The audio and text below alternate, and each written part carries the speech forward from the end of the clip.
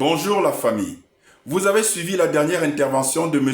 Emmanuel Jean-Michel Frédéric Macron. La question n'est pas de savoir s'il a fumé avant son discours, mais bien qu'est-ce qu'il a fumé. Écoutons plutôt. Il y a une partie, c'était notre engagement contre le terrorisme depuis 2013. On avait raison. Je crois qu'on a oublié de nous dire merci. C'est pas grave, ça viendra avec le temps. L'ingratitude, je suis bien placé pour le savoir, c'est une maladie non transmissible à l'homme. Mais je le dis pour tous les gouvernants africains qui n'ont pas eu le courage vis-à-vis de leurs opinions publiques de le porter, aucun d'entre eux ne serait aujourd'hui avec un pays souverain si l'armée française ne s'était pas déployée dans cette région. Et j'ai une pensée émue pour nos soldats qui, parfois, ont donné leur vie et pendant des années se sont battus. Quoi qu'il ait fumé, c'est sûr, il a dépassé manifestement la dose habituelle. Monsieur Macron prétend que les Africains ont oublié un certain nombre de choses, un certain nombre de bienfaits que la France aurait rendus à l'Afrique. Mais il se trompe énormément puisque l'amnésie, sélective en plus, est du côté de la France. Parlant de terrorisme que la France serait venue combattre au Sahel, il faut rappeler que depuis 2011 que la France a organisé la déstabilisation de la Libye et l'élimination de Kadhafi pour des raisons purement économiques. Les armes que la France et ses alliés occidentaux ont fait affluer en Libye, ainsi que les mercenaires par milliers, après l'atteinte de leur objectif, c'est-à-dire la chute du régime de Kadhafi, toutes ces armes et tous ces mercenaires désœuvrés se sont déployés dans le Sahel. Et c'est bien à partir de là qu'on a commencé à parler de terrorisme dans cette région. Donc, le seul et unique responsable du terrorisme que la France a prétendu combattre au Sahel, c'est encore la France elle-même. Ce que la France semble également oublier, c'est que depuis 2013 qu'elle s'est installée au Sahel avec son armée, soi-disant pour combattre le terrorisme, il n'y a absolument eu aucun résultat probant jusqu'en 2022. Bien au contraire, pendant la présence militaire française dans le Sahel, l'armée française n'a cessé de commettre des exactions. On se souvient par exemple de ce mariage au Mali qui avait été pris pour cible par l'armée française sous prétexte qu'elle l'avait confondu avec des djihadistes. Et comme par hasard, depuis que la France et son armée sont chassées du Sahel, on entend de moins en moins parler de terrorisme. Inutile de vous faire un dessin, vous comprenez bien évidemment qui entretenait le terrorisme pendant tout ce temps au Sahel. Et M. Macron, non, 3 fois non, les soldats français qui sont morts au Sahel ne sont pas morts pour libérer l'Afrique. Ils sont morts du fait de la cupidité impérialiste de la France.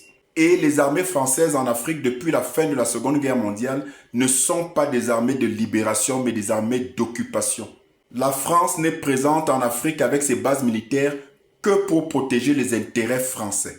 Monsieur Emmanuel Jean-Michel Frédéric Macron, il faut arrêter de mentir à vos populations et d'insulter les intelligences des Africains.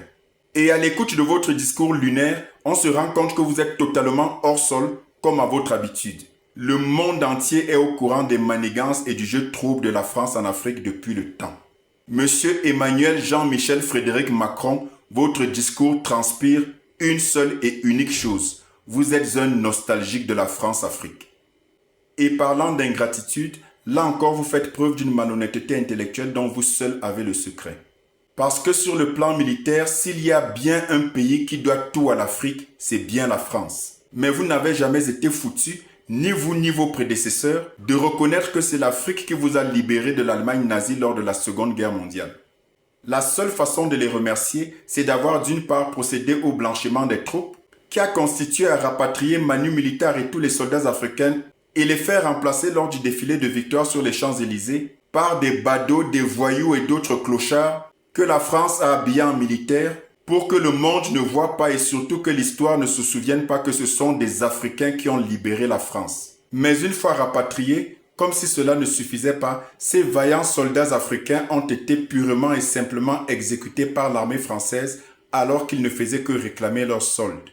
Et vous voulez nous donner, à nous Africains, des leçons de gratitude?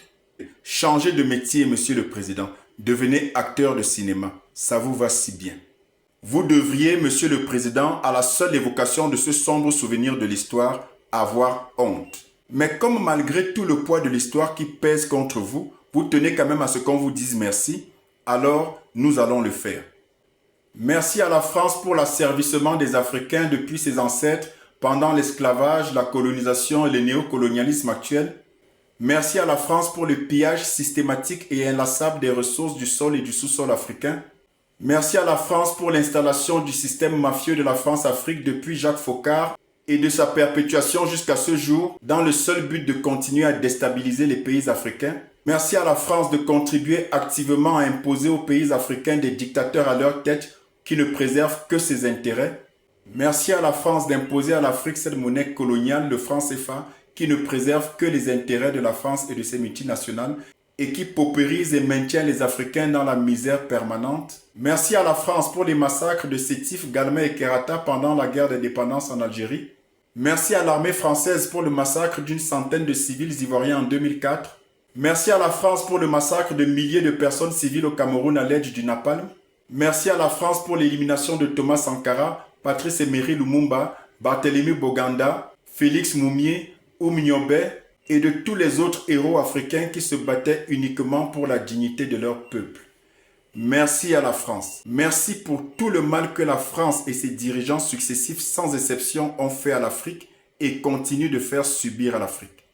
Là, je pense que notre ami Macron sera content. Mais évidemment, nous ne sommes pas dupes. La France et son cinéma en Afrique, c'est terminé. Les jours, que dis-je, les heures de ce prédateur impitoyable qui a bâti sa prospérité apparente sur les corps et avec le sang des Africains sont désormais comptés. Et l'horloge de l'histoire indique clairement que c'est le temps de l'Afrique. Et n'oubliez pas, c'est lorsque la tête d'un coq est déjà coupée qu'il s'agite le plus. Mais ne vous y méprenez pas, c'est plutôt rassurant, ce sont les signes de la fin. Vive l'Afrique libre et souveraine!